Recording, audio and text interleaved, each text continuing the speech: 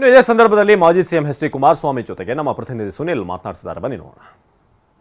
ನಾನು ನಮ್ಮ ಶಾಸಕರುಗಳು 19 ಜನವೂ ಇವತ್ತು ಒಂದು ಕುಟುಂಬದ ಥರ ಮತ ಏನು ಕೊಟ್ಟಿದ್ದಾರೆ, ಎಲ್ರಿಗೂ ಅಭಿನಂದಿಸ್ತೀನಿ. ಕಾಂಗ್ರೆಸ್ನಲ್ಲಿ ಅಲ್ಲಿಯ ನಾಯಕರು ಪ್ರತಿದಿನ 10 ಜನ 12 ಜನ ಸಿದ್ಧವಾಗಿದ್ದಾರೆ, ಇದನ್ನೇನು ಹೇಳ್ತಾಯಿದ್ರು. ಅದೆಲ್ಲದಕ್ಕೂ ನಮ್ಮ ಪಕ್ಷದ ಶಾಸಕರು ಇವತ್ತು ಉತ್ತರ ಕೊಟ್ಟಿದ್ದಾರೆ. ಇವತ್ತು ಚುನಾವಣೆಯಲ್ಲಿ JDSನ ಮುಗಿಸೇ ಬಿಡ್ತೀವಿ ಅಂತೇಳಿ ಕಾಂಗ್ರೆಸ್ನ ಪ್ರಭಾವಿ ನಾಯಕರು ಹೊರಟಿದ್ರು.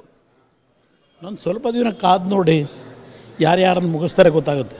ಈಗ ಸರ್, ನೀವು ಯಾವುದೇ ಹೋಟೆಲ್ ವಾಸ್ತವ್ಯ ಮಾಡಿರಲಿಲ್ಲ, ಏನಿಲ್ಲ, ಎಲ್ಲ ಶಾಸಕರು ಬಂದು ಮತದಾನ ಹಾಕ್ತಾರೆ ಅನ್ನೋ ವಿಶ್ವಾಸ ಇತ್ತ ಕುಮಾರಸ್ವಾಮಿ ಅವರಿಗೆ? ಅಂತ ಸಂಪೂರ್ಣವಾದಂಥ ವಿಶ್ವಾಸ ಇತ್ತು. ಕಾಂಗ್ರೆಸ್ ನಾಯಕರಿಗೆ ಅವ್ರ 135 ಶಾಸಕರು ಒಗ್ಗಟ್ಟಾಗಿದ್ದೇವೆ ಅಂತಕ್ಕಂಥ ವಿಶ್ವಾಸ ಇದ್ದಿದ್ರೆ ನಿನ್ನೆ ರಾತ್ರಿ ಕರ್ಕೊಂಡು ಹೋಗಿ ರೆಸಾರ್ಟ್ನಲ್ಲೇ ಕೂಡ ಹಾಕಬೇಕಾಗಿತ್ತು. NDAಗೆ ಹಿನ್ನಡೆ ಮಾಡಲೇಬೇಕು ಅಂತೇಳಿ ಶತ ಪ್ರಯತ್ನಗಳು ನಡೀತು ಅಂತೀರ? ಹಾಗಾದರೆ ಅದನ್ನು ನಡೆಸಿದ್ದಾರೆ, ತಾತ್ಕಾಲಿಕವಾದಂಥ ಖುಷಿ ಪಟ್ಟಿದ್ದಾರೆ. ಬಟ್ ಮುಂದಿನ ದಿನಗಳಲ್ಲಿ ತಾತ್ಕಾಲಿಕವಾದಂಥ ಖುಷಿ ಏನಿದೆ ಅದು ಸಂಪೂರ್ಣವಾಗಿ ಮುಗಿತಕ್ಕಂಥ ಕಾಲ ಬರುತ್ತೆ. ಆತ್ಮಸಾಕ್ಷಿ ಮತಗಳನ್ನ ಹೇಳಿದ್ರಿ, ಆ ಒಂದು ವಿಚಾರಕ್ಕೆ ಅಡ್ಡ ಮತದಾನ ಆಗಿದೆ, ಅದಕ್ಕೇನು ಹೇಳ್ತೀರಾ? ಮಾಜಿ ಮುಖ್ಯಮಂತ್ರಿ ಯಾವ ರೀತಿ ನೋಡ್ತೀರಿ? ಅಡ್ಡ ಮತದಾನ ಇವತ್ತು ಕಾಂಗ್ರೆಸ್ಗೆ ಅಧಿಕಾರ ಇದೆ, ಅಧಿಕಾರ ದುರುಪಯೋಗ ಪಡಿಸ್ಕೊಂಡು ಅವರು ಅದರಲ್ಲಿ ಯಶಸ್ಸು ಕಂಡಿದ್ದಾರೆ. ಮುಂದಿನ ದಿನಗಳಿಗೆ ಅದಕ್ಕೆ ಉತ್ತರ ಸಿಗುತ್ತೆ. ಕುಮಾರಸ್ವಾಮಿ ಅವರಿಗೂ ಮತ್ತು JDSನ ಶಾಸಕರಿಗೆ ಒಂದು ರೀತಿ ಭಾವನಾತ್ಮಕ ಸಂಬಂಧ, ಎಲ್ಲರೂ ಕೂಡ ಓಟ್ ಮಾಡಿದ್ರೆ ಏನು ಹೇಳ್ತೀರಿ ನಿಮ್ಮ ಶಾಸಕರಿಗೆ?